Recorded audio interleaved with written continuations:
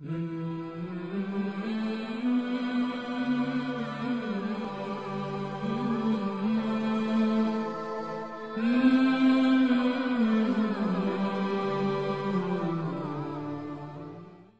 kita akan masuk teman-teman sekalian membahas salah satu surah yang semua umat Muslim hafal di dalam juz 30 dengan judul kita Waktumu adalah hidupmu. Surah Al-Asr. Semua kita menghafalnya, 3 buah ayat yang mulia dari surah ini turun, kata Imam Syafi'i rahimahullah, kalau tidak turun dari ayat Al-Quran kecuali surah ini maka sudah cukup. Allah subhanahu wa ta'ala berfirman, A'udzubillahi minasyaitonirrajim, wal asri innal insana lafi khusr, illa alladhina amanu wa amilus solihati wa tawasaw bil haqqi wa tawasaw bis sabr. Demi masa. Waw di sini, waw qasam namanya, waw sumpah. Ya. Seperti kalau orang bilang, wallahi. Nah, itu waw sumpah. Mirip juga dengan surah Al-Fajr. Allah bilang, wal fajr. Ya. Demi waktu subuh, gitu kan, Allah bersumpah. Nah, Allah tidak bersumpah di dalam kitabnya yang mulia Al-Quran kecuali memang ada informasi penting. Setelahnya ada namanya alif lam mu'arraf. Alif lam yang memperkenalkan sesuatu. Contoh misal gini.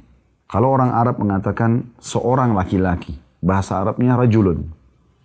Tapi kalau seseorang itu mau berbicara sama temannya, mereka sudah tahu laki-laki siapa yang dijadikan target untuk dibahas gitu. Dan mereka tidak mau sebutkan namanya, mereka mengatakan ar-rajul. Didatangkan alif lam sebelumnya. Gitu kan? Kalau kita bilang masjid, saja umum. Tapi kalau saya sama teman ngobrol, saya mengatakan al-masjid, berarti kami sudah tahu masjid apa yang dimaksudkan. Karena alif lam ini fokus kepada target yang sudah diinginkan. Nah, Allah menyebutkan begitu. Di sini Allah tidak bilang wa asr, demi waktu. Tapi Allah datangkan alif lam wal asr. Berarti Allah inginkan waktu tertentu. Dan di sini ulama mengerucutkan kepada waktu kalian semasa di dunia. Umur yang sudah Allah kasih. Maka jaga baik-baik, maksimalkan baik-baik. Jangan sampai dipakai pada kemaksiatan ataupun hal yang sia-sia. Itu maknanya. Lalu Allah bilang di ayat keduanya, innal insana lafi khusr. Sesungguhnya manusia benar-benar dalam keadaan rugi. Dalam melalui waktu-waktu di dunia itu.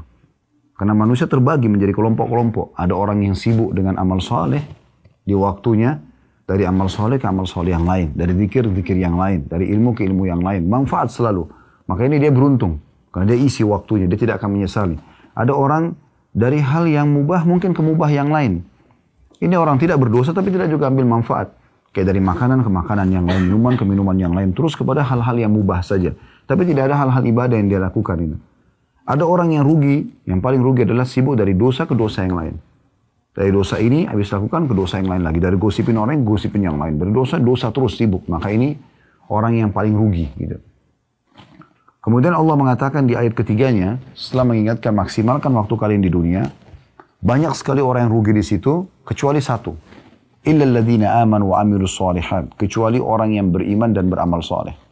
Itu orang yang tidak sia-sia waktunya. Karena orang yang beriman tahu ada Tuhannya Allah yang mengatur dia. Dan juga Allah akan minta pertanggungjawaban atas waktu yang berlalu semasa hidupnya. Gitu kan? Waktu yang Allah kasih ini sangat mahal. Gitu. Harus betul-betul dimaksimalkan. Kemudian tidak cukup dengan iman tapi dia harus beramal soleh. Ini selalu dua konsepnya ya. Kalau orang beriman tidak beramal soleh tidak manfaat juga imannya. Karena harus diisi dengan amal soleh. Orang beramal soleh tapi tidak beriman. Dia sholat, dia puasa tapi dia orang non-muslim. Tidak diterima. Maka dua ini harus. Allah mengatakan kecuali orang beriman dan beramal soleh. Maka watawasaw bil haqqi watawasaw bis sabr. Saling berwasiatkanlah kebenaran ini dan saling berwasiatkanlah ya agar bersabar mempertahankan kebenaran itu. Nah, ini kurang lebih ayat yang akan kita bahas insyaallah. Nah, teman-teman sekalian, dalam Islam kita dibolehkan melakukan hal-hal yang mubah, tapi tidak boleh berlebihan, gitu kan? Cukup sesuai dengan kebutuhan. Kayak misalnya kita lagi makan siang, atau sarapan pagi, atau makan malam, secukupnya kita pakai waktunya. Jadi nggak perlu kita pakai sampai 2-3 jam, duduk hanya untuk makan, habisin waktu. Padahal sebenarnya kita hanya butuh setengah jam maksimal sudah cukup misalnya. Maka coba maksimalkan kegiatan yang lain. Sibukkan kepada yang lain. Kalaupun kita harus masuk kepada hal yang mubah, seperti tidur, mandi, ya, makan tadi, maka pakai secukupnya. Tidur juga pada saat kita butuh. Makan pada saat kita butuh kita. Selebihnya usahakan hal-hal yang bermanfaat. Dan jangan pernah sibukkan diri di waktu-waktu itu dengan dosa-dosa. Karena nanti akan diisi dengan penyesalan. Orang yang mengisi waktunya dengan dosa, maka dia akan menyesal. Jangankan orang yang berbuat dosa, teman-teman. Orang yang tidak sempat mengisi waktunya dengan amal soleh, itu sudah cukup membuat dia menyesal nanti pada hari kiamat. Ada kisah unik. Talha bin Ubaidillah rahimahullah, radhiyallahu anhu, sahabat Nabi yang mulia di kota Madinah ini, pernah menerima tawaran dari Nabi SAW menampung 3 orang yang baru masuk Islam. Datanglah 3 orang itu, karena mereka baru masuk Islam, tidak ada keluarganya di Madinah, maka Nabi bilang, siapa yang tanggung? Talha bin Ubaidillah, orang kaya di Madinah. Dan beliau orang soleh, salah satu dari 10 orang yang masuk surga. Maka beliau mengatakan, saya Rasulullah, saya tanggung mereka. Tinggallah di rumah Talha, dibiayailah hidup 3 orang ini. Subhanallah, berjalan waktu terjadi peperangan. Orang yang pertama dari 3 orang ini mati syahid. Berjalan waktu lagi, terjadi lagi peperangan. Orang yang kedua dari mereka, dari 3 orang ini, ikut perang mati syahid juga. Berjalan waktu lagi, orang yang ketiga mati tapi di atas ranjangnya. Mati di atas ranjangnya. Yang terjadi, Talha bin Ubaidillah radhiyallahu anhu mimpi, ketiganya dalam mimpinya ini. Jadi yang paling depan di surga adalah orang yang mati di atas ranjang. Kemudian datang di belakangnya orang yang meninggal mati syahid yang nomor 2. Dan yang paling belakang orang yang mati syahid yang pertama. Maka kata Talha bin Ubaidillah, ya Rasulullah, tadi malam saya mimpi begini. Bagaimana kami memahami mimpi ini gitu. Karena kan yang pertama mati syahid, yang kedua mati syahid, yang ketiga cuma mati di atas ranjang. Kok bisa yang mati ketiga ini lebih baik gitu. Lebih di depan di surga, lebih tinggi derajatnya. Maka kata Nabi SAW, bagaimana kau bisa pungkiri itu hai Talha? Dari mana kau bisa memungkiri tentang sholatnya, tentang puasanya, tentang zikirnya? Di umur yang Allah kasih, lebih berapa hari dari teman-temannya yang mati syahid. Jadi artinya kalau teman-teman diberikan kesempatan umur dan bisa beramal soleh, jangan disia-siakan. Karena 1 hari aja itu mahal sekali. Terjadi juga di masa Nabi SAW dalam riwayat sahih, ada 2 orang bersahabat sama umurnya. Sama-sama masuk Islamnya. Subhanallah, salah satunya mati terbunuh, mati syahid. Pekan depan baru meninggal temannya, tapi mati biasa. Ini kejadian mirip kayak tadi. Orang kan kalau mati syahid pasti orang sudah anggap, oh luar biasa keutamaan. Tentu punya keutamaan memang. Tapi di sini kita lihat bagaimana orang kalau maksimalin waktu.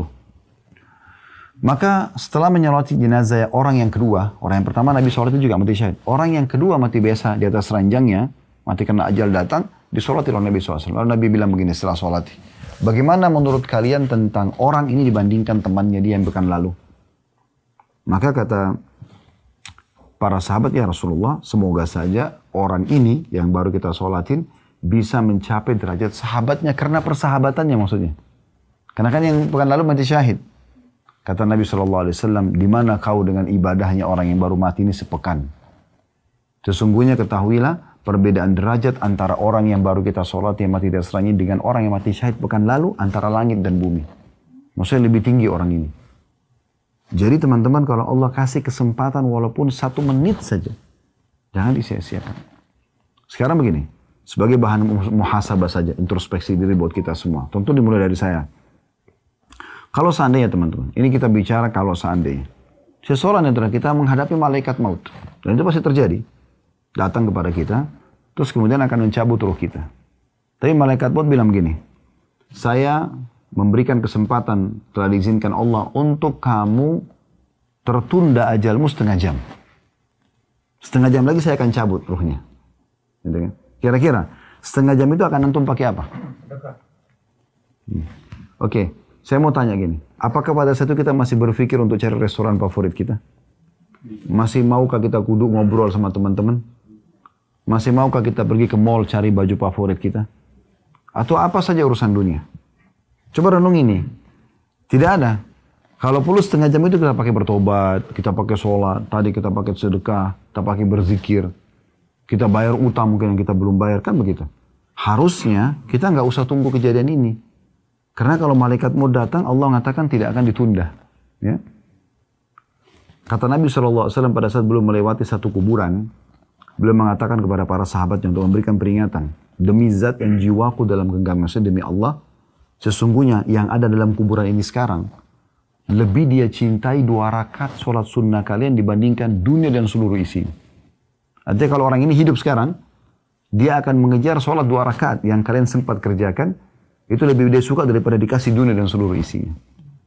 Coba renungi teman-teman, berapa banyak orang yang meeting meninggalkan sholat Jumat, meninggalkan sholat wajibnya, ya, orang tuanya telepon tidak dipedulikan, banyak kesempatan emas amal soleh yang dia sia-siakan.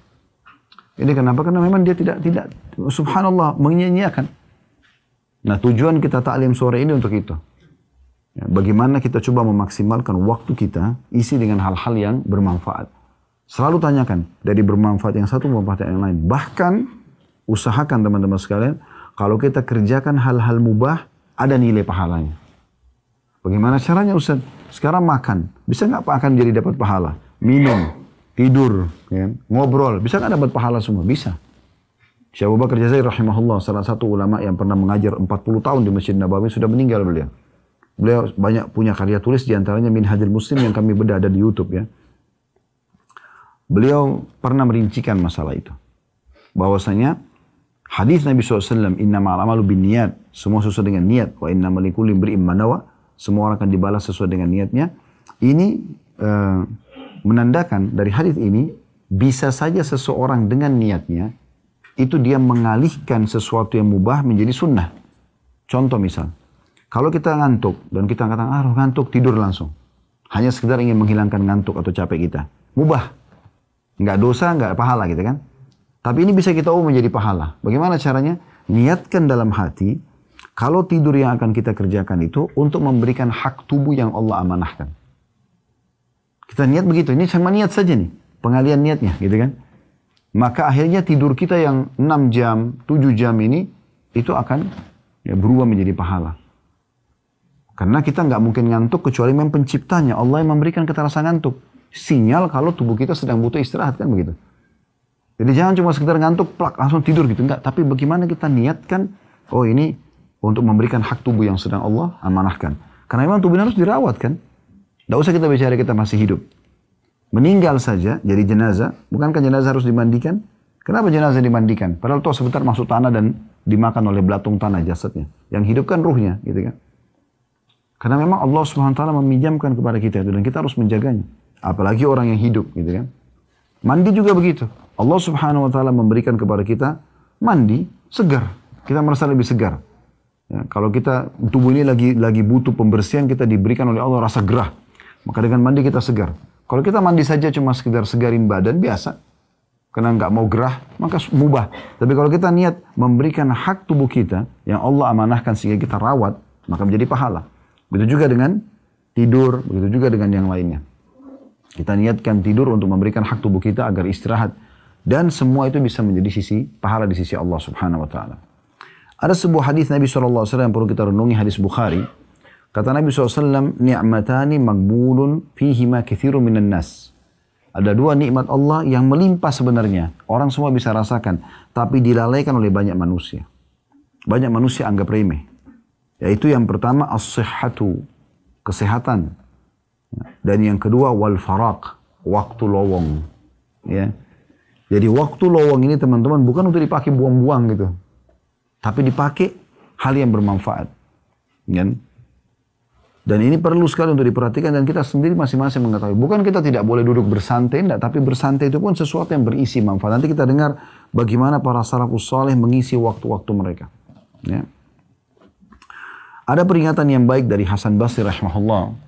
Beliau mengatakan perkataan yang baik untuk menjadi bahan renungan.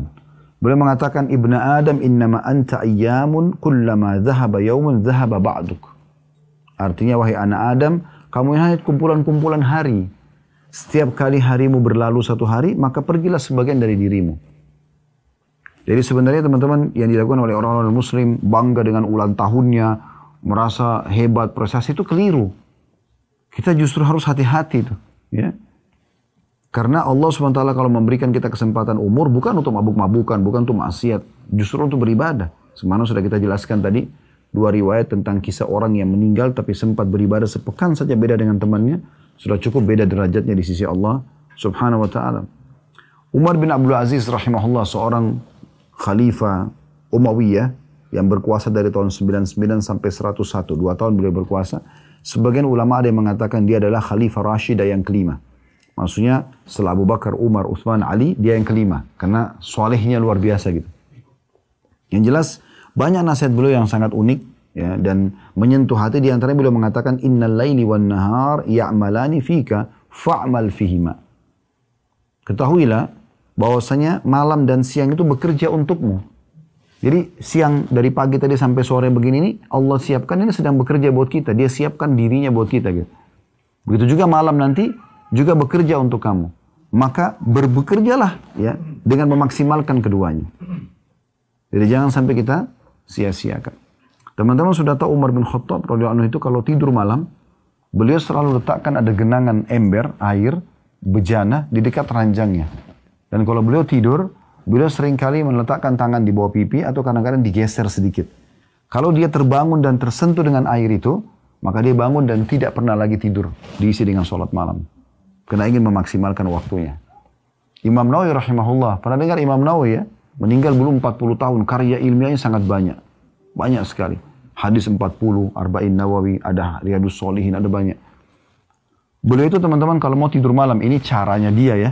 Bukan berarti saya minta teman-teman begitu, tapi lihat bagaimana mereka maksimali waktu.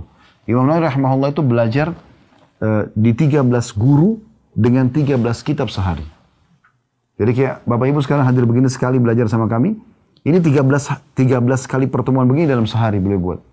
Orang kalau kuliah pun sekarang itu maksimal 5 materi, 6 gitu kan. Ini beliau 13 kitab di 13 guru, berbeda-beda bahasannya.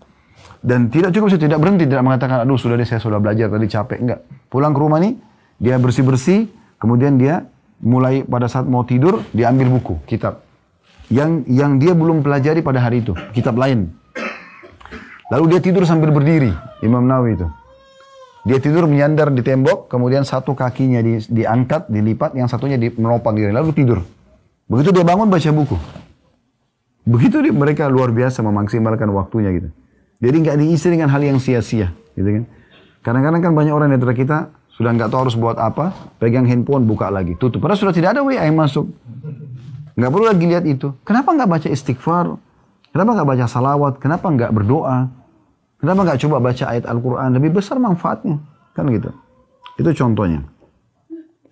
Imam Ahmad mengingatkan, rahimahullah mengatakan, aku hanya melihat masa muda itu, yang selalu orang anggap, saya masih muda, atau waktu lowong itu, seperti sesuatu yang menempel di bajuku, dan dia jatuh. Gitu kan. Setiap orang kadang-kadang terlalaikan dengan masalah ini.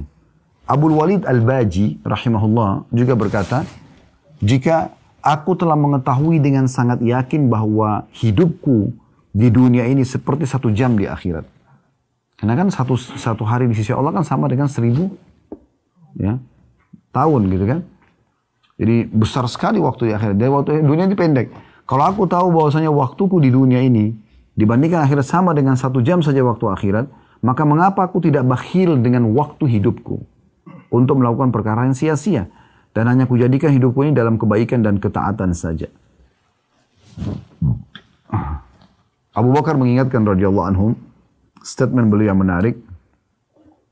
Beliau mengatakan inna lillahi haqqan bin nahari la yakbaluhu bil lail. Ketahuilah ada hak-hak Allah di siang hari. Allah enggak terimanya di malam. Ya. Walillahi haqqun bil lail la yakbaluhu bin nahar, dan Allah punya hak di malam hari tidak diterima di siang hari. Maksudnya maksimalkan. Kayak tahajud kan cuma di malam hari. Sekarang kalau kita luputkan tahajud itu, berarti kita enggak bisa kerjakan sekarang. Begini rasional teman-teman sekalian. Kalau ada peluang amal soleh jangan disia-siakan. Karena peluangnya tidak terulang. Nggak terulang. Gitu kan? Contoh misal, ada orang tidak sholat subuh tadi misalnya di masjid. Contoh saja. Ya. Itu kota yang besar, dia tidak sholat subuh. Anggaplah dia punya uzur misalnya. Ketiduran lah apa segala macam.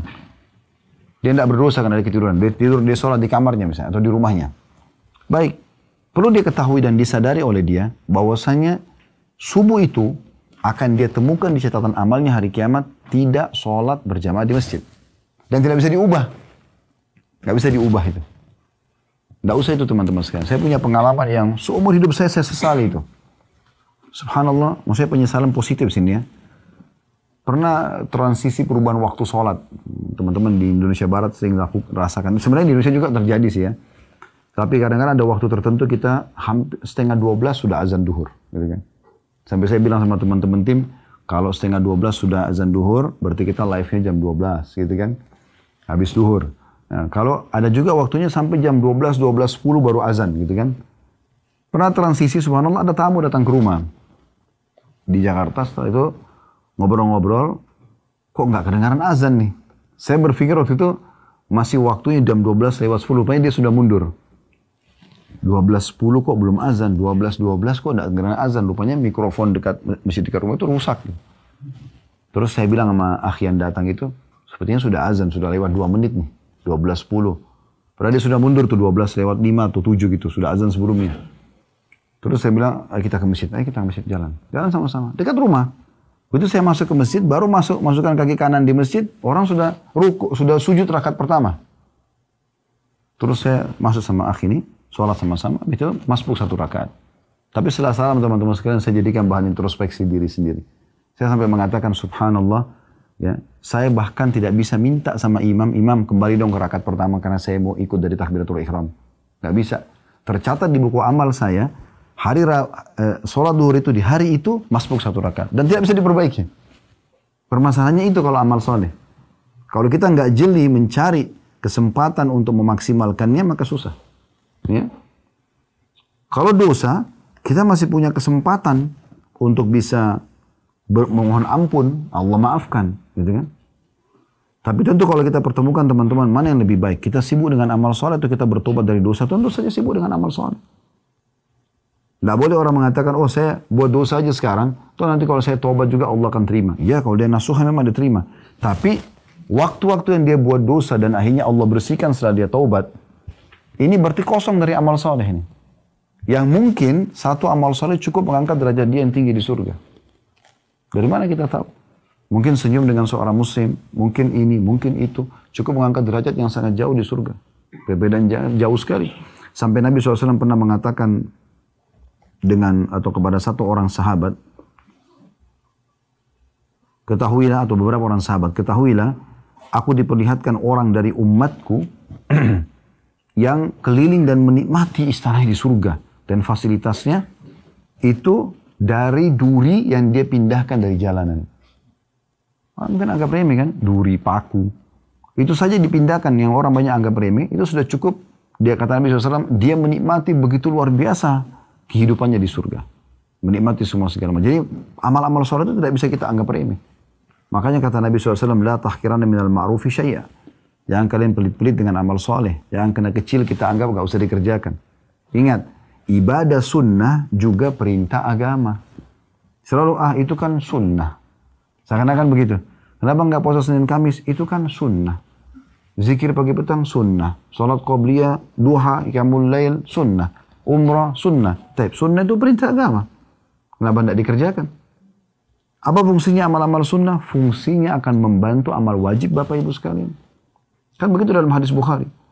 Kata Nabi SAW, awal amal hisab hari kiamat adalah sholat. Kalau dia baik, maka beruntunglah dia. Dalam riwayat lain, akan membantu amal-amal lain. Kalau dia buruk sholatnya, maka akan rugilah dia. Riwayat lain akan mengganggu amal-amal lain. Akan mengganggu amal-amal lain. Dan kalau sholat wajibnya ada yang kurang, Allah Subhanahu Wa Taala berfirman kepada para malaikat, carilah amal-amal sunnahnya, sholat sunnahnya. Kalau ditemukan, maka akan menyempurnakan kekurangan sholat wajib. Coba bayangkan. Mungkin ada kita lupa wudu, kurang khusyuk. Ternyata sholat duha, sholat qobliyah, sholat tahajud, sholat witir, semua sholat taubat, tahiyat masjid. Ini bisa membantu menyempurnakan itu. Kalau sudah sempurna sholat wajib kita, ini akan menambah ekstra pahala. Dan kata Nabi SAW, itu berlaku pada semua amal-amal umumnya. Maksudnya, puasa sunnah akan bantu puasa wajib. Sedekah akan bantu zakat. Umroh akan bantu haji. Akan terbantu dengan amal sunnah itu. Amal sunnah juga yang banyak dianggap remeh oleh orang ini teman-teman sekalian. Itu adalah penyebab datangnya cintanya Allah. Sebagai pencipta. Gitu kan. Kata Nabi SAW, Allah berfirman, La yazalu abdun yataqarrabu ilai bin nafal hatta uhibbu. Seorang hamba terus dekatkan diri kepadaku dengan amal-amal sunnah sampai aku mencintainya. Kalau aku mencintainya, fa idza ahbabtu kuntu lahu sam'un liyasma'u bihi. Aku akan menjaga pendengaran yang digunakan untuk melihat. Basara yabsuru bihi, dan penglihatan yang digunakan untuk melihat, penglihatan yang digunakan untuk melihat. Wa yadu alladhi yabtishu bihi, dan tangan digunakan untuk menjamah. Wa rijlu alladhi yamshi alaihi, dan kaki yang digunakan untuk melangkah. Jadi Allah akan jaga orang dengan amal-amal sunnah. Maka jangan dianggap remeh nih, jangan kena oh ini amalan kecil, nggak usah, nggak apa-apa. Padahal sebenarnya penting. Ada nasihat yang baik juga dari Rabi'ah rahimahullah. Dia seorang ulama tabi'in. Dia menasihati seseorang tabi'in yang lain namanya Sufyan ats-Tsauri. Sufyan ats-Tsauri ini ulama di Mekah. Terkenal dengan julukan Sajjad. Orang yang suka sekali sujud. Dan dia kalau sujud di depan Ka'bah nggak angkat kepalanya sampai semua hajatnya sudah dituangkan kepada Allah. Terkenal sekali ibadahnya. Tapi ada temannya dia, ulama yang lain, pernah nasihati dia. Nasihatnya akhirnya dinukil oleh para ulama. Karena nasihatnya menarik itu. Rabi'ah berkata kepada Sufyan ats-Tsauri rahimahumullah semuanya, "Innama anta ayyamu ma'dudah." Sesungguhnya kau adalah bagian seperti bagikan ya hari yang dapat dihitung. Fa idza dhahaba yaumun dhahaba ba'du. Kalau telah berlalu hari maka berlalu sebagian dari dirimu. Wa yushiku idza dhahaba al-ba'd an yadhhaba al-kull. Ketahuilah kalau sudah pergi sebagian dari harimu maka akan pergi seluruhnya nantinya, gitu kan? Wa anta ta'lam. Sementara kau mengetahui masalah itu. Fa'mal. Oleh karena itu berbuatlah. Berbuat. Jangan sia-siakan.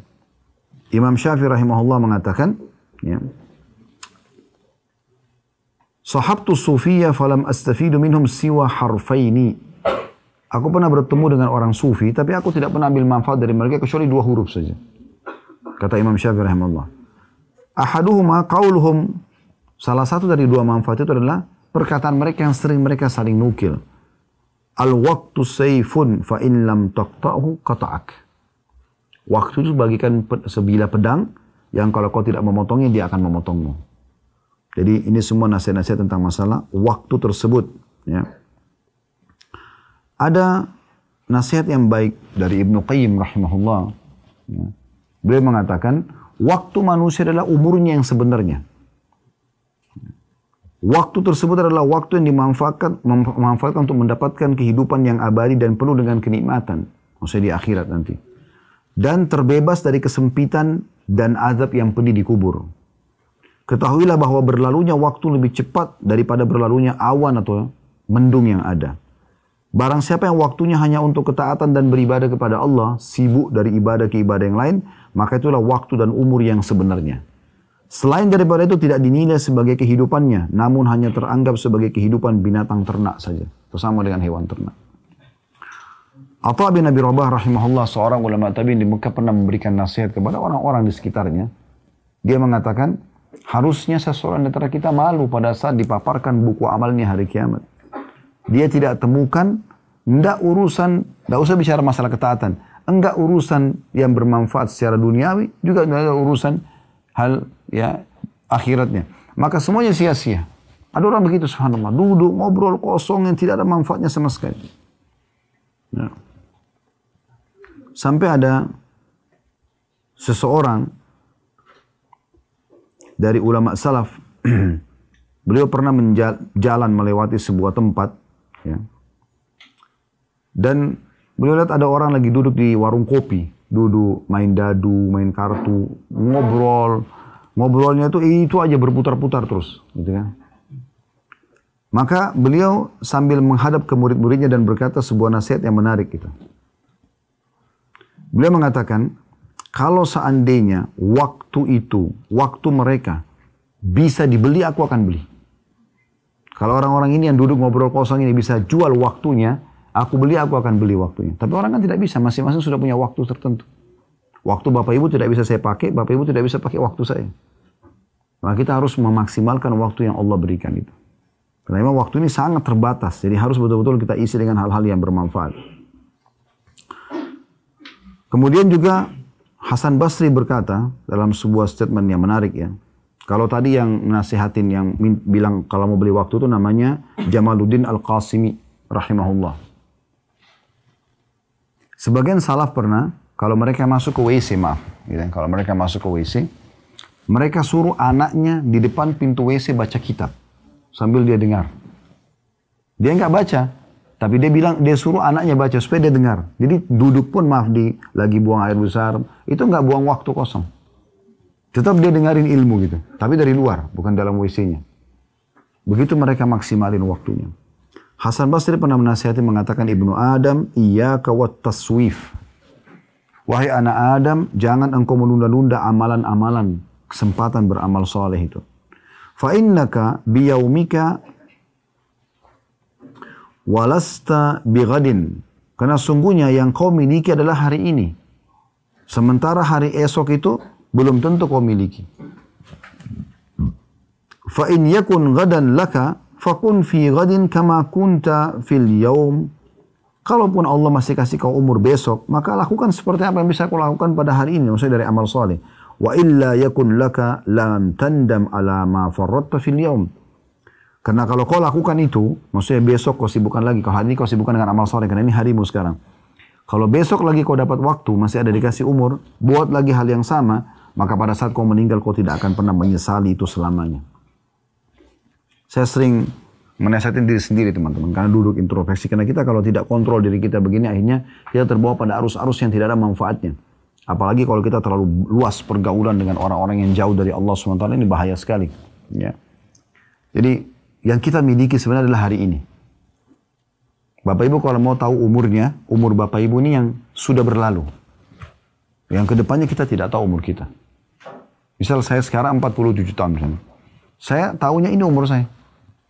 Bapak Ibu yang sini umur 50 tahun, betul itu umurnya. 30 tahun, betul itu umurnya. Itulah umur kita. Karena itu sudah kita laluin kan. Itulah umur kita. Jangan selalu menghayal umur saya ke depan. Lalu lihat orang-orang yang sudah tua. Ada yang 80 tahun, mungkin saya juga seperti dia. Mungkin, tapi bisa saja tidak. Tapi umur kita sebenarnya yang sudah berlalu ini.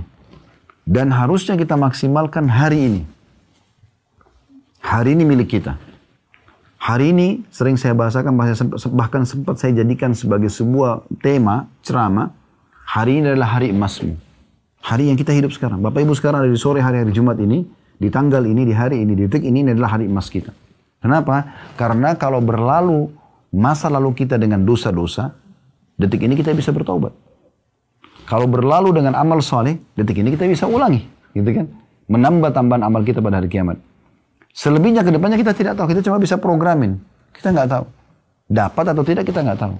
Jangan-jangan lalai. Karena kita semua pasti akan meninggal dunia. Tidak mungkin tidak. Jadi tidak ada ceritanya orang itu kemudian tidak meninggal dunia. Itu mustahil. Ya.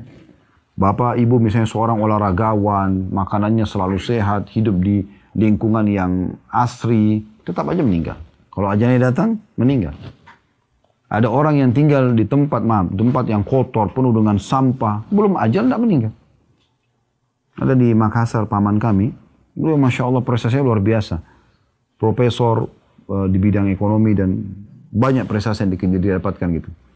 Meninggal di umur 47 tahun. 46 meninggal. Di rumah beliau ada tantenya, itu hidup sampai umur 80 tahun, 90 tahun. Padahal tantenya ini sudah tidak bisa jalan gitu, karena kan harus dituntun ke kamar mandi. Tapi kalau ajal datang begitu, tidak melihat gitu kan. Jadi jangan selalu menghayal dengan kulit yang masih kencang, umurnya masih muda dan selalu lihat orang yang lebih tua, ini keliru. Karena ajal bisa datang kepada siapapun. Berapa banyak orang meninggal masih muda, gitu kan. Beruntunglah orang yang bisa memaksimalkan harinya ini. Nah, saya mengajak dari saya dan teman-teman sekalian, kalau hari-hari lalu kita punya dosa, kita bertobat kepada Allah SWT. Ada amal soleh, sekarang kita maksimalkan dengan amal soleh tersebut. Jangan pernah berhenti untuk beramal soleh. Jangan pernah berhenti untuk menuntut ilmu. Isi terus dengan hal-hal yang baik. Dan jangan merasa terlambat. Pernah ada seseorang di perang Khaybar. Di zaman Nabi SAW. Ini keberuntungan yang Allah kasih gitu. Tapi dia tutup hidupnya dengan amal soleh. Dia lihat pasukan Nabi SAW yang mengepung benteng Khaybar. Khaybar kurang lebih 170-180 kilo dari sini. Dikepung benteng Khaybar itu dan dia lihat umat Islam. Dia belum pernah lihat ada pasukan perang seperti itu. Maksudnya mereka tuh menyerang kapan diinstruksikan oleh Nabi. Mereka nggak ada merusak, nggak bunuh hewan-hewan gitu kan. Terus malam hari mereka mengaji baca Quran dan orang Arab ini faham apa yang dibaca karena pakai bahasa Arab. Dia tertarik, dia datang kepada seseorang sahabat lalu menanyakan, kalian ini siapa? Agama apa? Ceritakan oleh sahabat tersebut tentang Islam segala macam. Bahkan mereka keluar kenapa mereka berharap mati syahid itu masuk surga. Diceritakan panjang lebar. Tertariklah orang Badui ini untuk masuk Islam. Dia mengatakan, saya mau masuk agama kamu. Kata sahabat ini, di depan sana ada Rasulullah. Datang aja langsung ke sana. Datanglah orang ini kepada Nabi SAW, lalu masuk Islam, syahadat dia. Lalu Nabi SAW waktu itu kebetulan dari 9 benteng Yahudi, ada 1 benteng yang baru dibebaskan, benteng pertama, dan ada harta rampasan perang. Nabi lagi bagi-bagi tuh untuk para mujahidin. Terus Nabi SAW bilang kepada sahabat yang membagi harta rampasan tersebut, berikan juga kepada orang ini. Maksudnya sahabat yang baru masuk Islam nih. Karena dia masuk Islam di saat pembagian harta rampasan. Kata orang itu, ya Rasulullah, saya masuk Islam bukan untuk ini. Saya masuk Islam karena saya mengejar apa yang sahabat-sahabat Anda kejar. Mereka mengatakan kalau dari Madinah ke sini jauh-jauh, 180 kilo, zaman itu pakai kuda atau jalan kaki kan jauh sekali. Kalau kita sekarang pakai mobil mungkin lah, kecepatan 100 km per jam mungkin bisa 1,5 jam atau 2 jam sampai gitu. Saya ingin seperti mereka.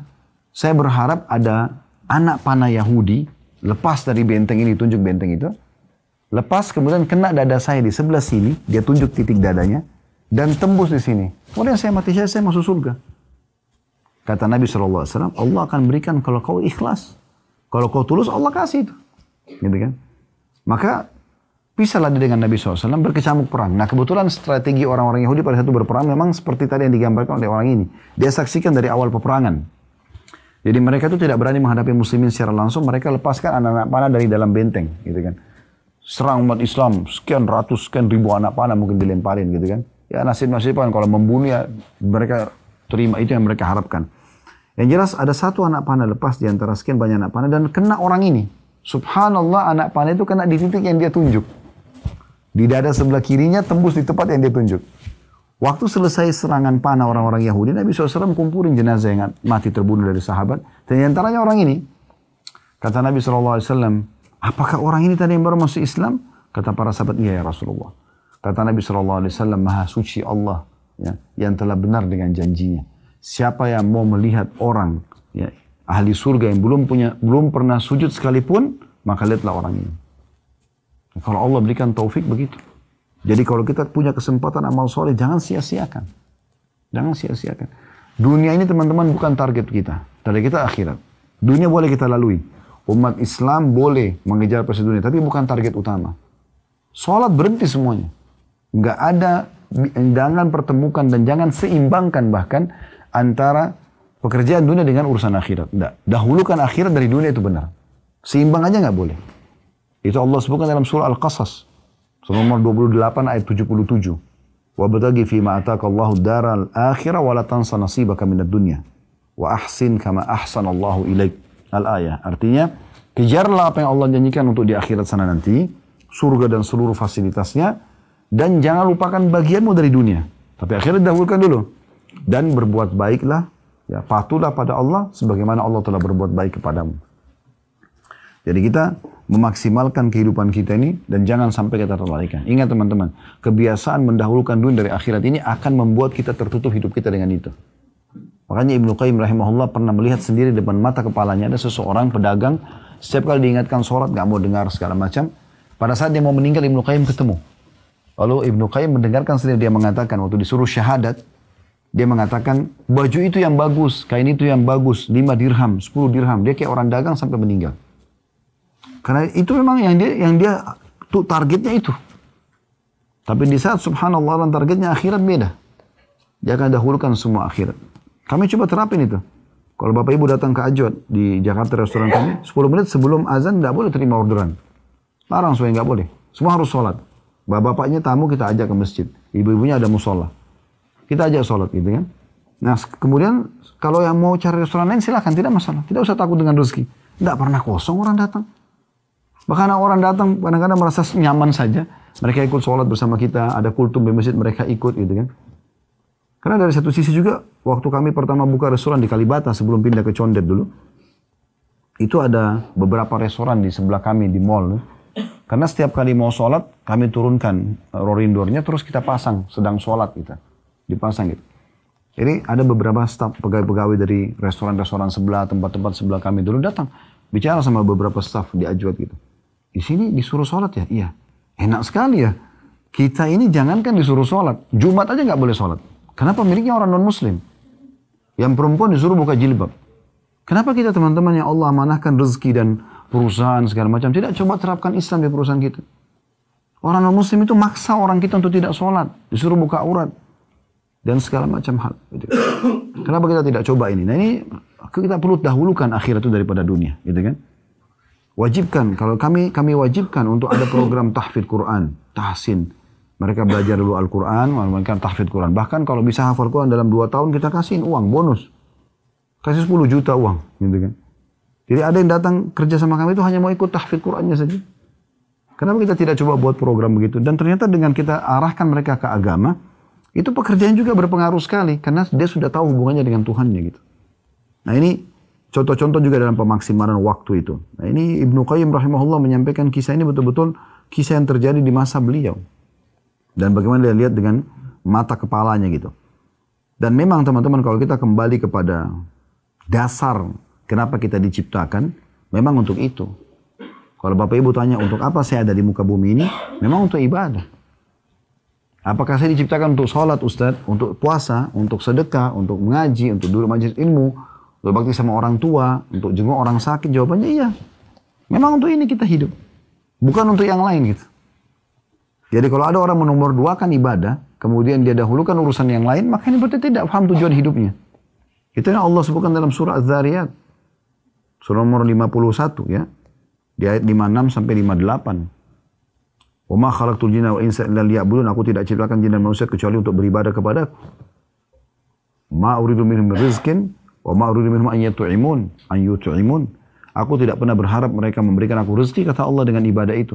Dan aku juga tidak ingin mereka memberikan aku makan. Innallahu war-razzaqu dzul quwwatil matin. Allah itu zat yang maha perkasa dan juga ya, pemberi rezeki.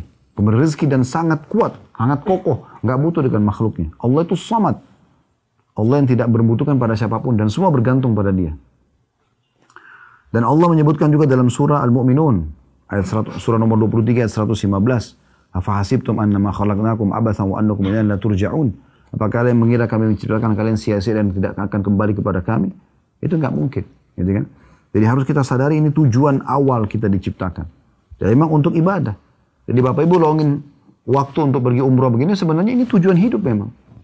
Ini bukan karena ngisi waktu, bukan. Ini tujuan hidup memang untuk ini. Untuk haji, untuk umroh, untuk sedekah, duduk di majelis ilmu seperti ini. Bukan di waktu lowong, bukan. Memang harus dilowongkan waktunya. Karena memang tujuan kita untuk itu hidupnya. Ingat teman-teman, sebagai penutup kita akan buka pertanyaan setelah ini. Penyesalan akan ada di akhir. Penyesalan selalu datang terakhir. Dan jangan pada saat itu sudah datang baru kita menyesal, nggak ada gunanya. Jangan tunggu penyesalan terjadi.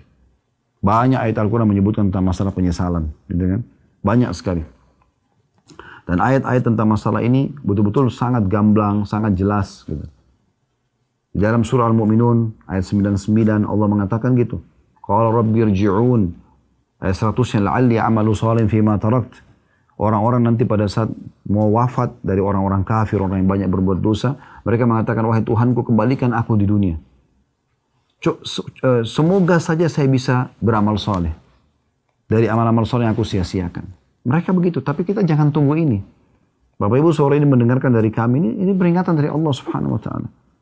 Ya, jangan tunggu nanti kematian datang baru kemudian kita menyesal, itu nggak ada gunanya. Di akhir surah Al-Munafiqun juga begitu Allah sebutkan. Ya.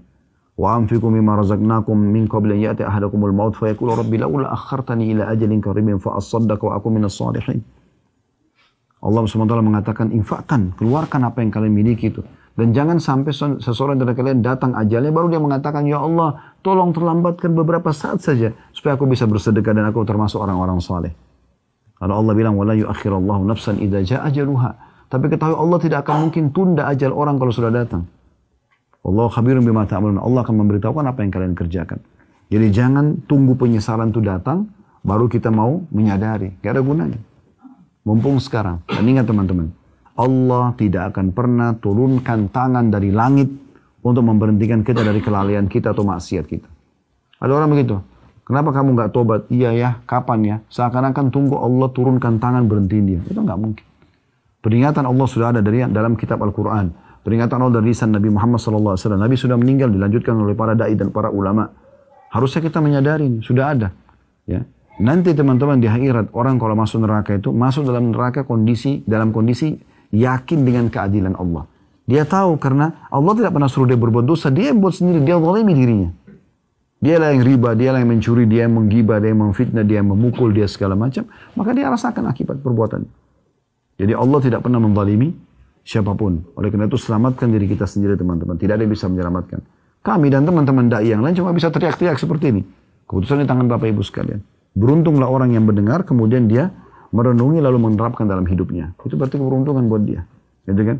Tapi orang kalau cuma sekedar mendengar kemudian menganggap ya sudahlah, ya bahasan itu, ya bagus ya, cuma sebatas itu ya tidak ada manfaatnya buat dia. Jadi tidak membawa pada perubahan. Padahal sebenarnya majelis ilmu diharapkan ada perubahan. Kalau teman-teman bubar dari majelis ilmu merasa ada rasa takut kepada Allah, ada rasa menyesal terhadap waktu yang terlalaikan atau amal soleh yang terlewatkan, maka itu target daripada majelis ilmu itu.